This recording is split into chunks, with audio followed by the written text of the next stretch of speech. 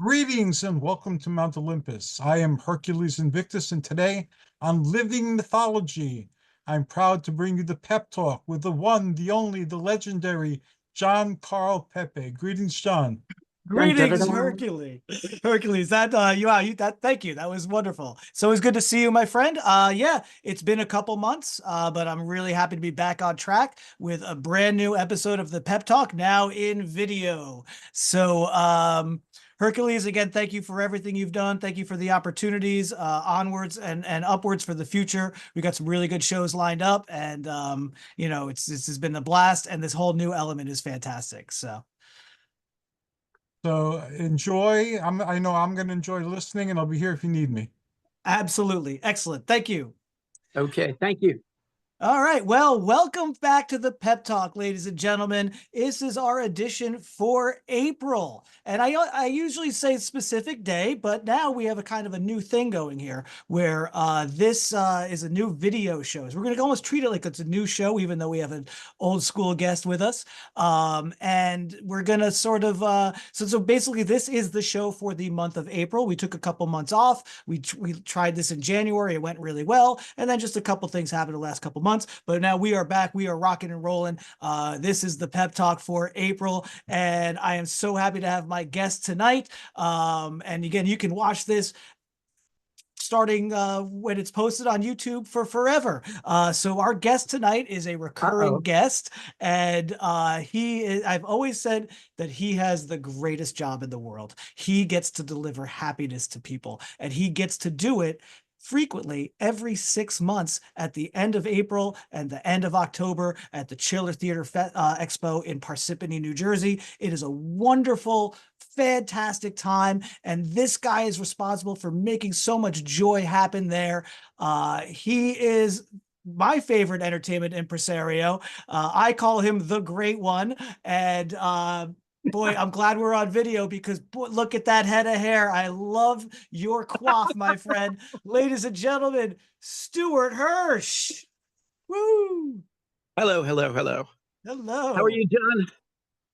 I'm very good, Stuart. I'm very good. I turned 50 a couple months ago, and I'll tell you, I hate it. I hate it. Oh man, I'm not even going to tell you what I'm turning this month. 45. Don't rub it in. Oh yeah. Okay. This is good. This is great. I can see you now Yes, either laugh at my jokes or not laugh at my jokes. So I'm really excited about this element here. yes. Um, so as I mentioned, I was going to get right into it because like I said, there's probably people who are discovering this now for the first time, even though this is your seventh appearance on the Pep Talk. I basically, when I started this thing, I was like, who's interesting, that I could talk to, and you immediately came to mind. So I had you on early, and then That's I cool. said, you know what? Thank you. This guy has a wealth of stories, wealth of experience, and he has this regular thing. So we just decided to make it a standing day. So you lock in the April show and the October show. And So, eh, hey, if I may, as I've done before, is I don't want to give anybody who's never heard about this convention the impression that I'm running it. oh yeah, Um, no, yeah. the guy who runs it, his name is Kevin Clement, and he has done this show for over 35 years now, and has brought in incredible guests. And Mm-hmm. it started off as a horror convention, Yep. and then worked its way into a who's who of show business of everything. And so I've been bringing in, TV favorites and people that we grew up with as kids, going from Big Bird, Carol Spinney, to who's my most recent one here, to Barney. I'm bringing in Barney. So This coming April, or this coming convention. Yeah. So that's the thing is Kevin started this again. It goes back to the old Chiller Theater, the WWOR, horror movie set thing, weekly thing. yeah, And it started as a horror. I would say it started as a horror theme convention, and now it's just a nostalgia convention because there you have every realm of entertainment shows up at Chiller. And yeah, Kevin Clement created it, and great guy. wonderful guy. Gets to headline the concert every session with his Dead Elvi, Of course. and just he throws this great party. And yeah, you are one of many people who bring guests to the show, along with Right. Kevin and his team and other assorted things. And Yeah. and I do want to get into your guests for this Okay. coming chiller, but again, for some people who might be finding this for the first time, how did you get into this business, this management business of bringing people to conventions, and in many cases for the very first time, which is so cool, and they always wind up having a good time, I and love when that happens, you yeah, know? and sometimes so good of a time that they're not even allowed back anymore. So so you know, I so didn't say that. I didn't say. no, that wasn't you, and I don't even think it was Okay. Kevin. It was Okay. the soundboard person, I think, who had the Yeah. real beef. Yeah, and Jake Busey, I think. No, but yeah. So Oh, you're talking about Tony Clifton. Oh, yeah, that's that's why I pointed back so here. I don't funny. know if you can see it. So so you mainly do Chiller, but you do other shows as well. But how did you get into the game? How did that happen? Well, I did a lot of things in my life, starting off by doing things when I was a kid. I did Tootsie Roll commercials. Um, I did a little handful of Tootsie Roll commercials when I was 7 years old.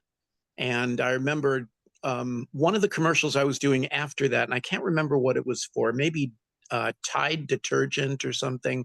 We're sitting in the waiting room, me and my mom, and another mother and her kid. And the mother goes, are you in the Screen Actors Guild? Is he in the Screen Actors Guild? And my mother said, what's the Screen Actors Guild? And so in the 60s, that's like, it was kind of like, do you want to be, you don't have to be. Now you can't get in, now it's, you got to do a real catch-22 to get in there. You have to have set a line, and then they have to, accept you in, and then it's a big chunk of change in the beginning. Yep. But so I did, she got me in when I was a kid. And then when I was getting a little disenchanted with it, because I was doing extra stuff when I was like in my later teens, and then a little bit of early 20s. And all the stuff, it seemed that I was doing extra stuff on, that I was like, I couldn't wait for the movie to come out. Oh, I got to see this. I got to see this. Well, I did Heaven Help Us. I did Woody Allen's Manhattan. I did The Warriors. And I was cut from all of those. And I just said, I don't know if I want to do this anymore. So my mom said, there's a way that the union does a thing they call honorary leave. And she always said to me my whole life, she said, you can always just call them back and kick this back in for a few bucks.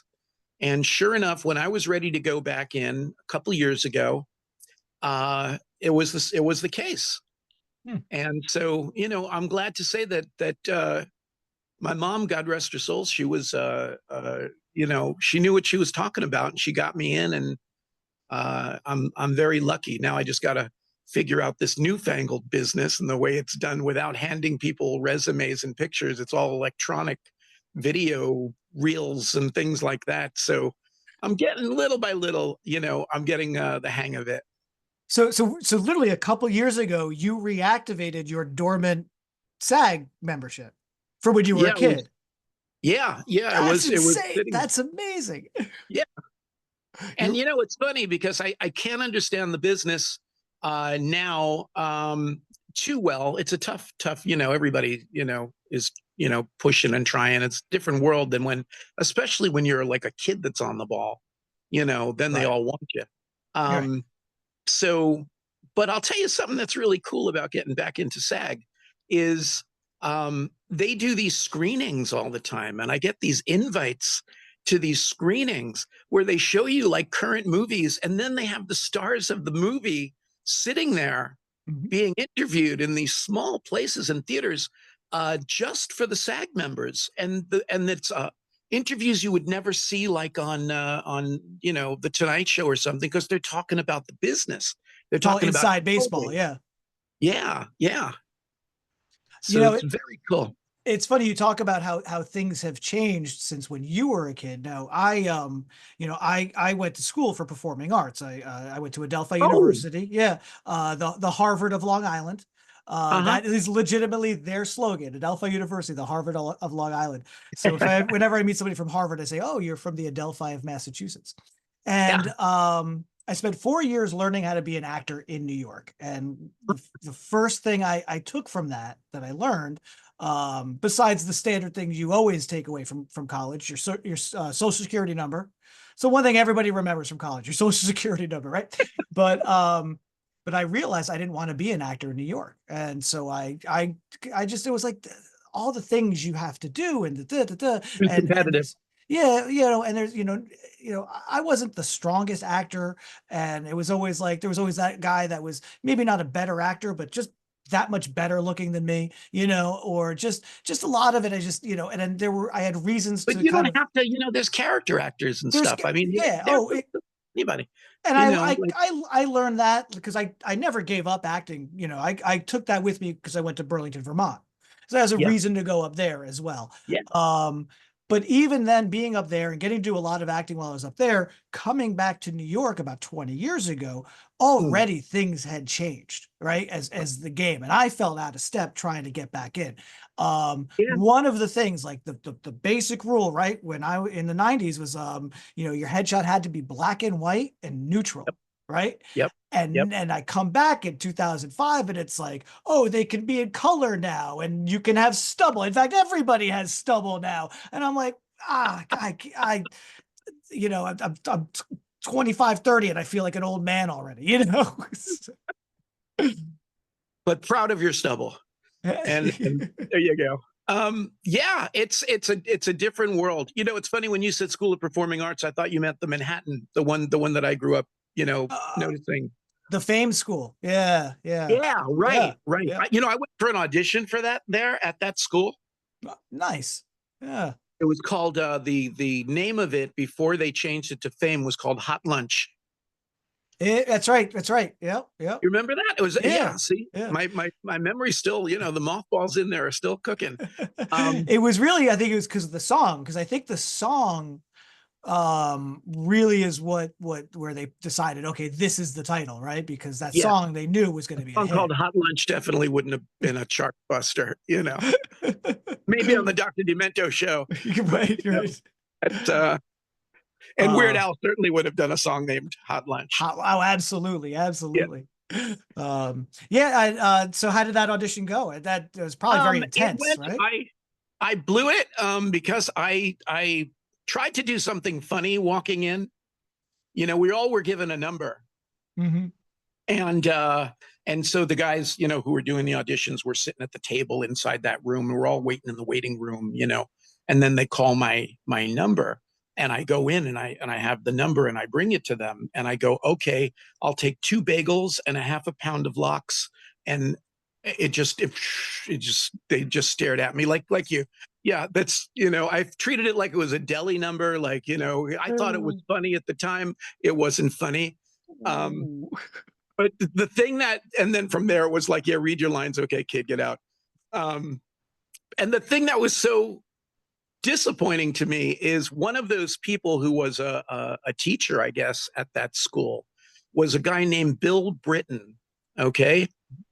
Bill Britton, right before Frank Avrush was the first nationally syndicated Bozo the Clown, Bill Britton was Channel 11 WXPS's Bozo the Clown in New York.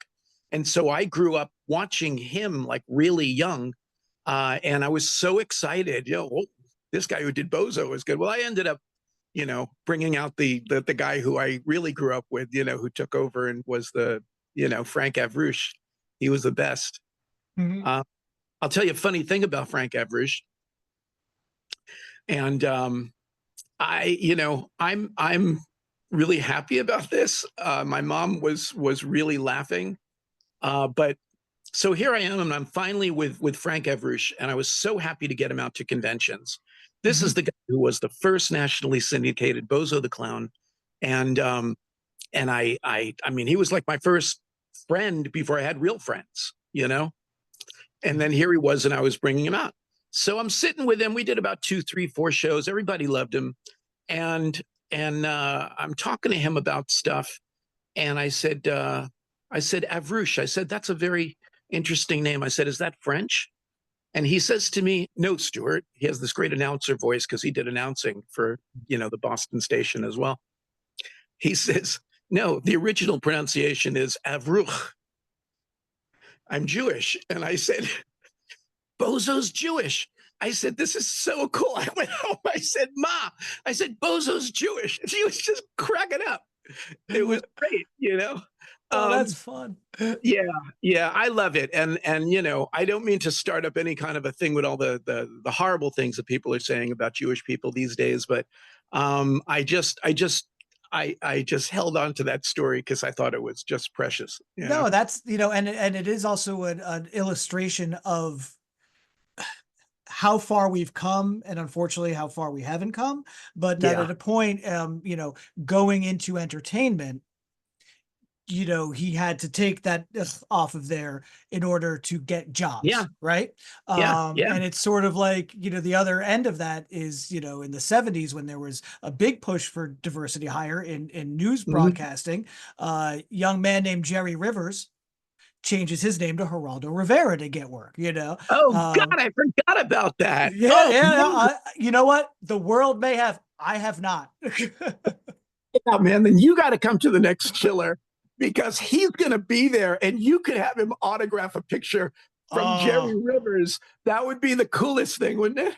Yeah, but you know what? He'd probably sign it like Tony and do the little go F yourself. Yeah, right. So yeah, before we get into who you have coming to Chiller, so we kind of had that little, so you gave a stab at being a child actor, and now an indeterminate amount of time later, you are resuming your career as a child actor. So I wish you luck. I'm not resuming my career as a child actor. I'd have to be a lot smaller than that. Just try and pick up. I'd have to be a really good actor to pull that one off. That would just walk in and try and pick up where you left off, right? Yeah. So. Yeah, no, I don't know. It's okay. So, as we've discussed before, and hopefully we'll get into it a little bit later, you had a stint of as a musician doing some songwriting and recording and singing yourself. What made you decide to get in on the management end and specifically bring people to shows like Chiller? You know what? I feel like Professor Irwin Corey. I mean, it's like the question that you asked me was, how did you get into bringing people out to Chiller? And I went off on this entire thing about being in Tootsie Roll commercials, which was, okay, all right. And by the way, those Tootsie Roll commercials, I found them years later. I mentioned this to you, but let me mention it here. You can find them on YouTube now. And the theme to put in is the day in the life of a factory worker or something like that. Put Tootsie Roll commercial, 1960s, and factory worker or something like that. And it'll come up and you won't know who I am because, I didn't look like this. Obviously, I had a crew cut, That was one little thing that made it different. But, I did a commercial, and those were all narrated by Gene Wilder. And David Hartman was in one of them. And man, I just found out David Hartman is still with us. He's still very much on the ball. Wow. He's living in Connecticut and he's in his late 80s, I believe. I just looked him up the other day because somebody had mentioned him and I said, let me see. But man, I would love to get him out if you would, but I don't think he looks pretty set, in his ways where he is. Yeah, what a career, right? Yeah. So, okay, now to get back to your question and the answer, finally, I started managing Bobby Boris Pickett, who was, the guy who created and sang the song Monster Mash, the Halloween national anthem. I wanted to get him into doing this convention stuff. And maybe he'll sing at this thing called Chiller Theater that I had just found out about at the time. So I called up and I talked to Kevin. And I said, Kevin, I manage Bobby Boris Pickett. And I'd like to know if you'd like to have him at the show. Well, I didn't know that Kevin, his right-hand man, his idol, his friend of friends, John Zackerly, was like the Chiller guy, like the mascot of Chiller. Like he was at every convention. They loved him. He was a sweet, sweet guy, a great guy, and what a great sense of humor. And so Kevin says to me, well, I'll bring him in on one condition. I said, well, what's that condition? We'll do it. We'll do it. He said, I want him to bury the hatchet with Zachary and do a duet of Monster Mash with him. And I didn't know anything about this buried hatchet thing. And I went to Bobby and I said, Bobby, I said, the guy who runs Chiller wants you to bury the hatchet with Zachary and then we can go in there. And Bobby said, what hatchet? He goes, what are we talking about here? So here's the story. When Monster Mash was first released, it was released on Gary Paxton, who was the producer, who, was the guy who did Alley Oop, the Hollywood Argyles. He was the voice on that. Skip and Flip, he was part of that. So he produced Monster Mash, but he put it out on his own label called Garpax Records in California. It did not get great distribution. So somebody from Zacherle's label, which was Major Label, found this record and said, this would be good for Zachary to do. And they brought it to him. They not only had him record it, they named his next album Monster Mash. And if Bobby's version wasn't that good, that would have been the end of the story. But Zacherle's came out, Bobby's came out, Bobby shot to the top. They were both on the charts, but there was no bad blood between them. So right after Kevin said that to me, I went to the next Chiller and I walked up to Zachary at his table. And I said, hi, John. I said, I manage Bobby Boris Pickett. And Zachary, in that voice, he was like, oh, you do? Well, I tell people all the time that my version of Monster Mash is me doing a imitation of Bobby Boris Pickett, doing an imitation of Boris Karloff.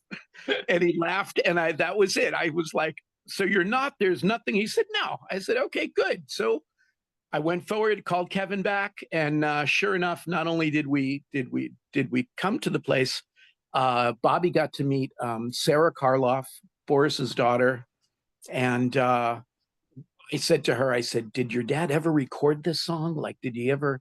And she said, first thing she said to me, she said, no, but why try to fix what's not broken?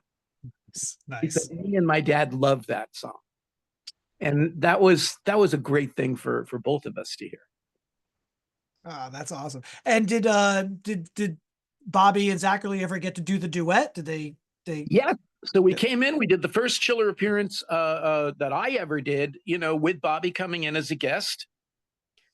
At that time, I thought it was going to be a great idea to take this 3-minute song and put it on a loop on a cassette and play it at the table over and over and over and over, and we were I remember we were in a tent, and our next table over was Pete Best.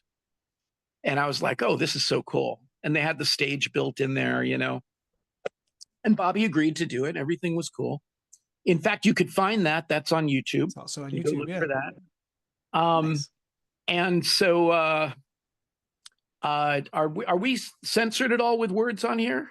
Go ahead. Because it's just such a. Can you cut it out or bleep it? I think the worst that could happen is we get demonetized from YouTube, but we're not monetized anyway. So go let it rip. Oh, I've heard worse on YouTube. Okay, good. They're the ones that are the judges. Okay. I guess so, yeah. No, it's okay. So I'm playing this the whole weekend, Friday, Saturday. We get to Sunday and I'm playing it again. I finally go over to Pete Best and I go, hi, I'm with Bobby Boris Pickett. I go, he did the song Monster Mash. And he looked at me and he went, I said, I hope we're not bothering you with playing the song this often. And he just seriously looked at me and went, I know every fucking word. He never heard it before that weekend, and now he knows every word. He couldn't get it out of his head. That's great. I have a story where I did a convention once with the first record that I ever did called Disco Toilet, and A we were favorite. set up. Oh, thank you. We were a Dr. Demento favorite, which was nice. We were at a convention in New York City, and called It's Only Rock and Roll, maybe. I think might have been that. And then later they had a store, Mark Zakarin. I'm not sure if he ran that convention, but it was down in New York City. We set up our table, and on our table, now I was younger than when I was with Bobby. So again, I had another great idea. And this is the first time I ever tried this. Again, do the loop of the song. Well, Disco Toilet's only 2.5 minutes long. I went out and I found a toilet. I cleaned it up. I put lights, flashing lights all around it. I put a black toilet seat on it with rhinestones that said Disco Toilet on it. And we set it up with our records at a table, and we're playing it over and over. Now, if you've heard this song, playing it over and over is really not what the best thing is for you to actually, you could never get it. It's like, Disco Toilet, what's your name? Disco Toilet. You hear that over and over and over with flushes going through it. At the next table this time was Patti Smith. Oh, who wasn't as nice as Pete Best was, didn't hardly even talk to us at all. Her people were just staring daggers at us. But I always said to myself, Kevin once said to me, he said, wow, if I could only get Patti Smith to chill her. I said, I could work on that. He said, well, I've had people. I said, no, she may remember who I am. If I go up, I hand her a copy of Disco Toilet. I go, hey, remember, she'll either punch me in the face or maybe, ask her if she. And then the coup de grace, the chef's kiss would be if she covers Disco Toilet at the Chiller Rock and Roll party. Oh, that would be awesome. That would be like having a tribute album to me or something. That would be great. Patti Smith sings Disco Toilet. Oh my. So basically started with bringing Bobby Boris Pickett to Chiller, and yes. Then it sort of kind of ballooned from there, and now you are pretty much regularly there with people. And one of the things you do really well are the reunions. A few years ago, you had a great success with the Perfect Strangers reunion. Mark Lynn Baker and Bronson Pinchot. You got a lot of TV press for that. You did the Magic Garden reunion, which was fantastic. Carol and Paula, two great people. The Love Boat cast with Gavin MacLeod and Jill Whalen and Bernie Kopel and Ted Lange. Yep. Which I used to think was Lang until a person that I talked to in the business said, no, it's Lange. And I was Lange, interesting. I knew from Battle of the Network Stars the hybrid of Lange. That's how I would hear it on that show. Ted Lange. Oh, okay. Yeah. Well, maybe the other manager was wrong. Who the hell knows? I have no idea. I'd go with the manager. As a manager, I'd go with the manager. I should actually ask my friend Calvin, who's another booker, and a friend of mine, because he brought him out. He brings him out. In fact, when I did the Love Boat reunion, he brought in Ted to that reunion so that we could have 4 people there. Which was very nice of them to do. Sort of like how at the last Chiller in October, you had the season 1 Facts of Life girls. Yeah. And then somebody else had brought in Molly Ringwald, and then there was a little bit of a crossover opportunity there. Yeah. There should have been. I didn't go. When we talked, you were saying it was going to happen. Oh, I'm sorry. Yeah, it's it is what it is, and Molly was the youngest one in that cast. It was her first television show, and I don't think she had great memories of that show. But you would think all these years later that it would have been nice if she came over to where the girls were. Yeah. And said hi, and because we were really across the room from each other, Yeah. So well. And it was the 45th anniversary of the show. Yeah. So, yeah. Like what could be better? When I first saw her on the website, I was like, Molly Ringwald is like, I couldn't even dream of getting Molly Ringwald to the show, but these things happen, and she's she's nice. I was in Massachusetts at the road. No, well, not Massachusetts. Here's a dumb thing I was just going to say. I was in Massachusetts at the Rhode Island Comic Con. Hello, boom. Okay. I think that tracks, though. Yeah. Okay. And she was there, and I had brought in Robert Smigel and Triumph the dog, and Molly had her little dog with her. So when she came out to take a little breather in the hallway section where all the celebrities were hanging, uh, Robert did like a little Triumph shtick with her and her dog, and she was cool about that. She was fun about that. Well, see, Stuart, I mean, there you go. You take the good, you take the bad, you take the both. There you have. So wait, so check this out, man.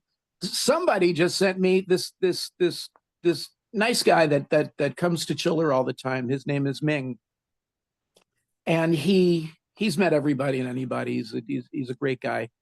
He sat with my Facts of Life girls the last time. So he sent me a thing just the other day, a newspaper story. Now, do you know where the supposed Facts of Life, boarding house was, where it took Eastland, place? New York? Peekskill. Peekskill, that's right. Yeah. Okay. It was Eastland College or Eastland boarding school they went to in Peekskill. That's right. Peekskill. Yeah. So later this year, they are going to put a statue of Charlotte Rae in Peekskill. Is that amazing? Cool. Oh, America's treasure, Charlotte Rae. Oh, that's wonderful. She was, she was the head, head mom. I'm blanking on her name on the show, Mrs. Garrett. Miss Garrett. Yeah. Which, okay, she originated on Different Strokes, and okay. And I mean, of course, the show was a vehicle for Gary Coleman. So they weren't going to spin him off into his own show. But for some reason, she tracked really well that they decided they did Facts of Life as a backdoor pilot in Different Strokes. And then boom, that became her show. And she was on the show until she decided to leave, because I think she left before the show ended. They brought Cloris Leachman in, I think, at the end. Man, you're like Google. Yeah. I grew up with this stuff, man. I mean, like. Some that is, I just say, when I said Charlotte Rae, there was like a silence there for a minute. I went, oh, maybe he's not a big fan of here you are giving me the entire, the long book version of this, which is, I'm learning. Go ahead, tell me more. TV was my babysitter. What can I tell you? Well, actually, so this knowledge is going to come into play a little bit when we talk about your guests for this year. So you have David Joyner, who, as you mentioned before, he was Barney. He was the man in the suit. Yes, he was. David Joyner was Barney that you grew up on. Everybody grew up on. I was high school, college by the time Barney. You were of that age. Yeah. You knew who Barney was. Oh, he was ubiquitous. He was everywhere. Yeah. There's a documentary going on right now that's called "I Love You, You Hate Me." Okay, which is a fabulous documentary.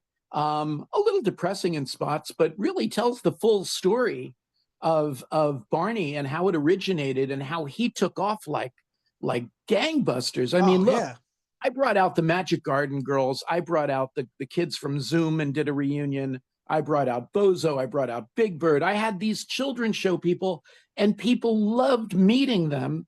And now I said, hey, actually, I was talking to my fiance, and I said, can you think of somebody? And she says, what about Barney? And I went, Barney, let me try to see what's going on with this. And I called him right at the right time. And he was such a cool guy. He called me right back. And so even if you weren't a kid at the time of Barney, this would, excuse the pun, but it was monstrous. It was, Barney was, everybody knew who he was. Yeah. Now was he suit only, or was he the voice also, or was the voice a different guy? No, as with the Banana Splits. Yeah. As with who else did that? Was Darth Vader? Was he actually the and C3PO and all these other guys, and so Anthony Daniels, C3PO, he was in the suit and he was the voice. Later years, he was just the voice. But yeah, Darth Vader, James Earl Jones famously did the voice. David Prowse was in the suit. Yeah. And there are so many people, like when I said Barney to people, they said, yeah, but he was the guy in the suit. We never really saw him. I said, yeah, but wait a minute. This is the guy who rocked that character. This is the guy who was a dancer that flew in the air in this costume. Yep. I mean, the things, if you look at some of the highlights of what he did in this costume, it's unbelievable. This thing weighed 70 pounds and he was doing these dance moves and stuff that were Yeah. Yeah. so, if there was anything hip about Barney, it was the way he did all this stuff. It was unbelievable. And So that type of suit is so big and so cumbersome that even the smallest gesture that you see, that's yeah. got to be a big move. I mean, he's working in there, Yeah. Oh, working in there. And he's, and he could only see like just out of the mouth. Yeah. So he had limited vision, and boy, considering all of that stuff, he killed it. He put that character over so that it was so believable to the children, and just a lot of love in it. And talking to him about him growing up, he grew up in a household where he would go out towards the door to even go to school, and his mother put a sign, to say I love you, and it was just he grew up with this great heart, and he can't wait to meet his fans. So when I was thinking Barney, I was thinking of all the other kids show people that I brought out, but I said, I see a lot of younger generations coming to Chiller. Let's try to hit for one of those, and Barney would be the candidate. Yeah. Is he bringing the suit? Oh no. He's bringing. If you look at the video that he did on Facebook, which maybe, I don't know if you have the ability to clip a video into this, or I don't know. I don't know how the editing stuff works, but also about sharing someone else's YouTube. I don't know how that works either, but no, I mean, I can give you his video that he did. That's maybe what I can do is oh, I see. I got you. Okay. Yeah. Okay. We could always find it and put a link in the comments. Like, we could probably work on that. So yeah. Okay. Yeah. So yeah. So I mean, it's going to be this is going to be a good fun thing. I mean, and that's the thing too, is as much as the song and the voice that people know of Barney, if you kind of, there is that movement, the swaying back and forth, or the shucks, like those are characteristics that he developed, that he personified, that is as much a part of the character, if not more, than the voice. So I think that's really cool. And if you watch him in the suit and you watch the way Barney moves, I mean, he later did a character in more recent years called Hip Hop Harry, which was a character based almost a Barney looking show, but this character was really down with it and did all the moves, and it was amazing. And his current show, I wish I had the title in my head, but his current children's show he's co-producing with Snoop Dogg.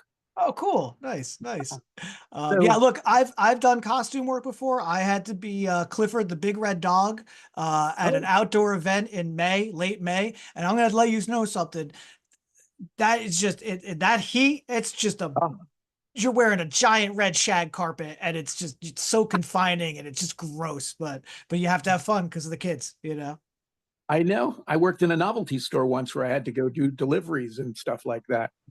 And that was really funny. Tried driving a van in like a Gumby suit. It's very, very interesting.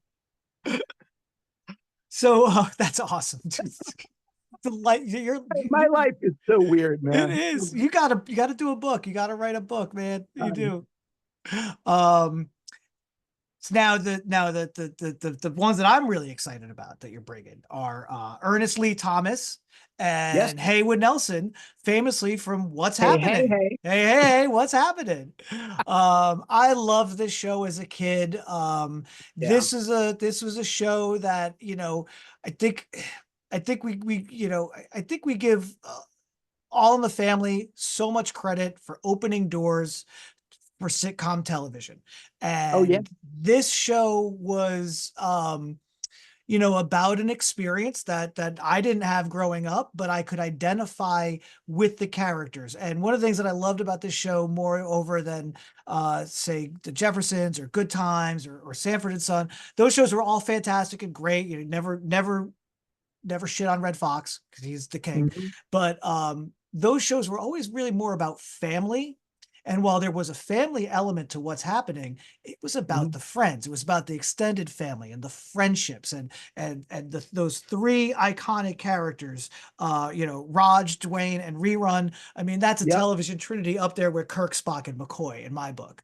And then you have, then you have Shirley thrown in. Shirley Hempel, You yeah. have- And then you have Dee, who I Yes. think, man, I mean, her lines and from what I read, and I'm pretty sure about this because I read it a couple of places. I got to really talk to these guys when I'm with them.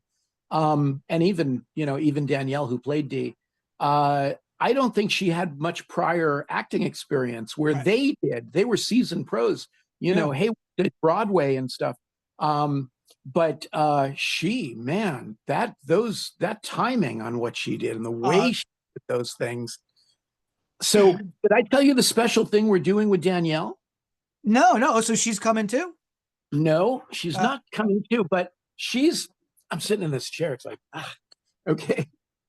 See, that I can do when we're on the phone and you don't see me get up. She has gone through a couple of health issues in recent years and had a bad car accident a couple of years back. And so it's hard for her to get out and get around. So I came up with this idea, and I'm really I'm kind of puzzled why in all these years nobody else has thought of doing this. But when you come and you meet Raj and Dwayne, well, you will have an opportunity then to get a video live phone chat for a few minutes with Dee. With Dan. Yeah. And she'll insult you as much as you want. And she is so excited about doing this, and she could do it in the comfort of her home. And she was kind enough to autograph a whole bunch of photos and send them to us. So you can get the experience of talking to her live, not a cameo thing, but yeah. Her. And then you can get an autographed picture from her as well. That's a wonderful idea. That's a great idea. Pretty freaking innovative, man. That's a great way to use the resources we have now in order to kind of complete that picture, because unfortunately, Fred Berry and Shirley Hempel and the mother, I forget her name, but they're no longer with us. But to really get that complete experience with the three surviving members, that's really special. That's really cool. I'm glad that you came up with that. That's amazing. Yeah. And I'll tell you, these two guys are amazing guys, and they're so much fun to talk to. I worked with Haywood before. This will be my first time working with Ernest. And Ernest is so cool to talk to. He's like, and it's funny because, I like, it's like, I always tell these people, even going in when I talk to them, especially people that never did conventions before, these guys did a few. But I always tell them that I'm not a big agent guy, with a big cigar sitting in my desk and it's all business and it's all like, yeah, how much? It's like, my heart is in this. I love this.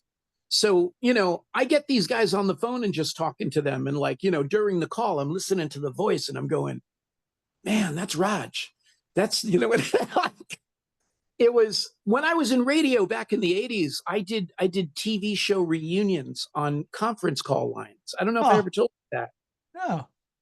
But I put together full casts, almost full casts. I did Laugh-In. I had Judy Carn in the studio, surprised her with Tiny Tim in the studio, but then hooked up live on the phone lines, Joanne Worley, Artie Johnson, Dave Madden, Teresa Graves. I mean, I had like 8 people in that. I did so many really fun reunions. We had Werner Klemperer and Robert Clary and Larry Hovis all together, did a Hogan's Heroes one. And it was a real cool, must have done about a dozen of those. And that kind of paved the way for what I do at Chiller now. That makes sense. Yeah. It's funny. One of the neat things about what's happening is, revival shows, revisitations of old shows are all the rage now, but it was really something that began in the mid to late 80s, with, the Dobie Gillis reunion movie. And you can even go back a little further with the Gilligan's Island reunion movies and then tried to do like a Fantasy Island type thing. But I Right. remember in syndication, there was just this boom of these reunion revival shows. And what's Rescue happening, from Gilligan's Island. Yeah. yeah. Yeah. And what's happening benefited from a revival of what's happening now, catching up with these Right. characters 10, 15 years later. And I think Right. that ran just as long as the original show That itself. wasn't just like a Gilligan's Island one-shot movie, you know, or the other one you mentioned, Dobie Gillis. You know, Bring Me the Head of Dobie Gillis was a great TV movie. Right. Um, Yep. But and it's funny, when I was in radio, that was at the time that thing was going on. So we talked to both Bob Denver and Dwayne Hickman then. Nice. Yeah. So yeah, that was like, it was a full series and it lasted for several seasons in syndication. These It guys did it didn't all lose. over again. Yeah, they didn't lose a step. And you know, everyone loves the rerun. Everyone loves to do the rerun. I'm a big fan of Roger, the robot. You know, I mean, that was some good stuff. Yeah. One of the most fascinating things, though, about what's happening is that from when I used to watch it from a young age, because it had a healthy life in syndication, I always noticed there was it kind of something in the credits where it said it's inspired by or based on the movie Cooley High. Mm. And so I was like, oh, wow. So this is something that was a movie that became a show. So finally, having watched the movie Cooley High, I couldn't see. Isn't Lawrence Hilton Jacobs in that? Yeah, that was his Saturday Yeah. Night Fever, if you want to make the, because he went on to be in Welcome Back, Kotter. Yeah. but boy, it is so far removed from the show. I mean, Yeah. it takes place in 1964, and it is a dark movie. It is a very dark movie. Oh, you I know? don't think I saw clips of it. Yeah. Yeah. No, it's a tragedy. Yeah. And so I was like, how did this happen? So I customer at the store, really nice guy named Dean, the other day, I was talking to him about this because I was plugging your event, and he goes, the only connection is that it's about high school kids in Chicago. And I'm like, that's it? He goes, yeah, that's it. And I'm like, it's not even the same year. Cooley High takes place. Yeah. Cooley High's 1964. This show was contemporary, and this show was all about feeling, yeah, they did, very special episodes. But sometimes though the worst thing that happened was Rerun tried to bootleg a Doobie Brothers concert, Yes, I was going to say, when you said that the movie was really dark and sad, I was going to say, well, one of the saddest moments is at the end of the Doobie Brothers episode when they're all staring at him. I don't want to give it away in case somebody hasn't seen this, but it's such a great. That's the one thing that people always mention when I mention what's happening. Everyone knows that episode. Everybody knows that episode. Yeah, A two-parter too. Oh, I know, because I mean the Doobie Brothers, and which Doobie you did? Concert bootlegging was a big hot button issue back then. Yeah. Especially with those recorders that were like this, shoebox. When it falls to the floor, it just clatters. It's like boom! It falls out of his coat, and the whole show, the band stops cold, and they all to the stage and point. It was like it's so classic. It is just done so well. Yep. Oh man, you know what, man? That era of television was so good, and I'm so happy that you get to kind of play in that playground and bring these people to Chiller and I love doing that. Yeah, I mean, one of the things you've said, is that your greatest joy is sitting behind that table and just watching other people interact with their bringing idols. People back to their happy place. Yeah. I tell people a lot when they talk about my life. I said, I got a chance to climb into the television, and meet these people, and that's the opportunities that a great show like Chiller does.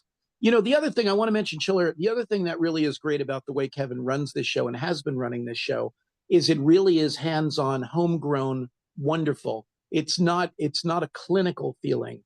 It's like I kid with him and I say it's like coming back to camp, and I told him we should get Camp Chiller shirts made up, But That'd be cool. That the little Crystal Lake vibe. Like I that'd be a good shirt, man.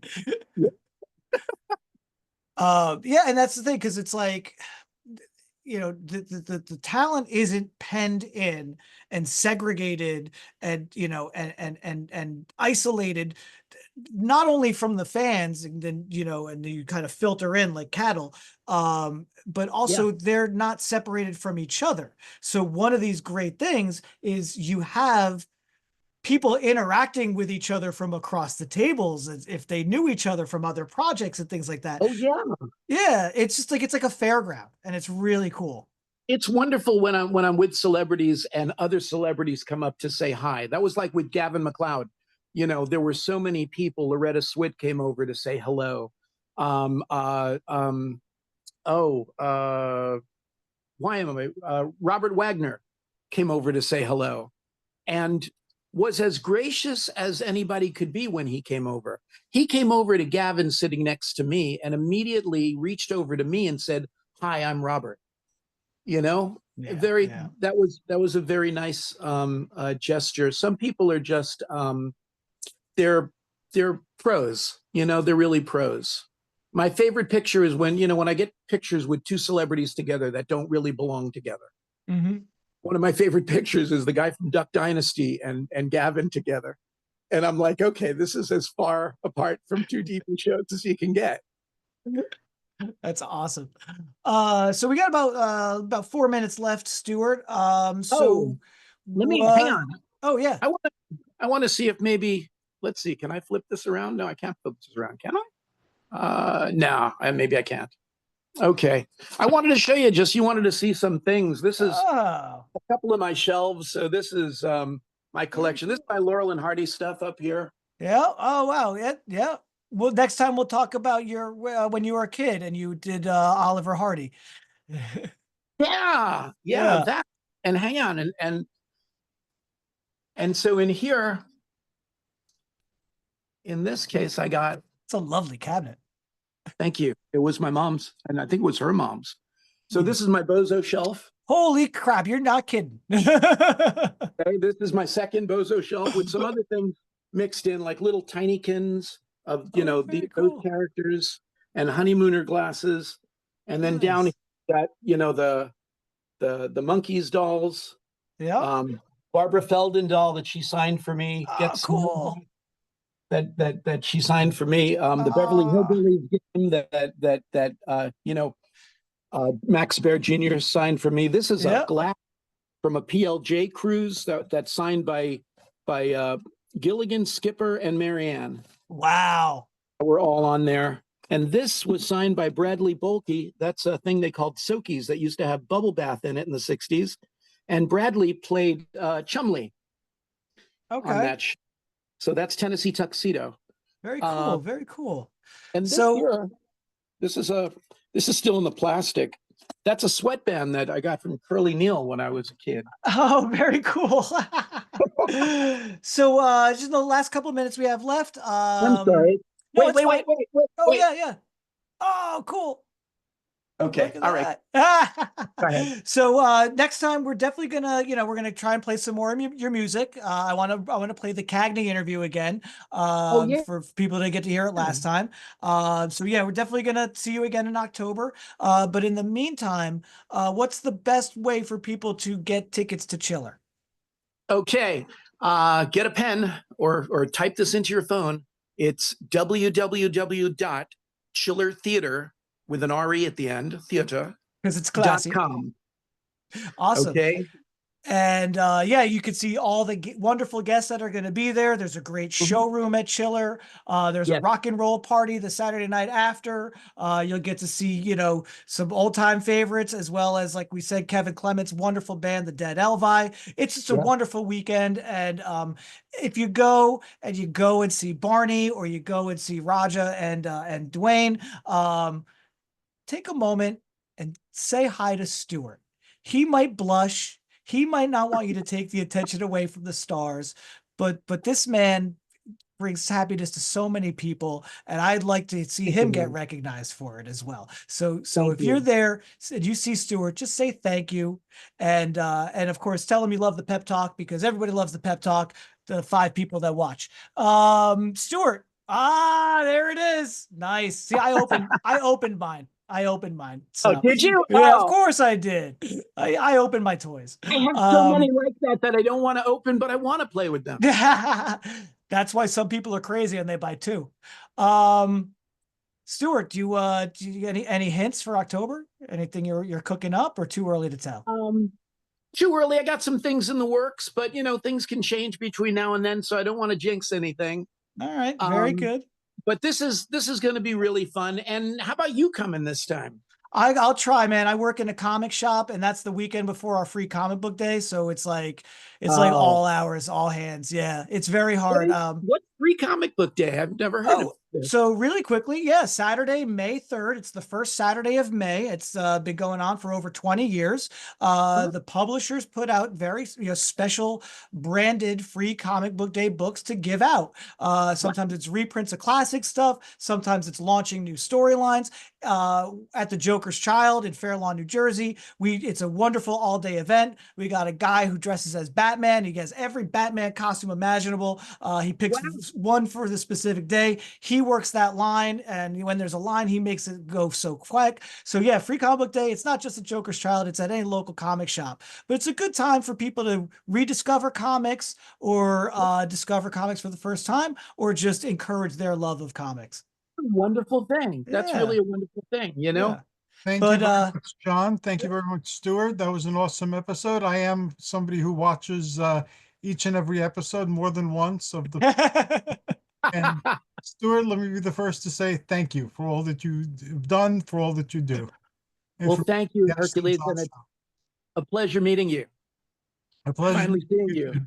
Take care, gentlemen. take care. Okay. Thank you, Hercules. Folks, thank you for watching the Pep Talk. We'll see you next time.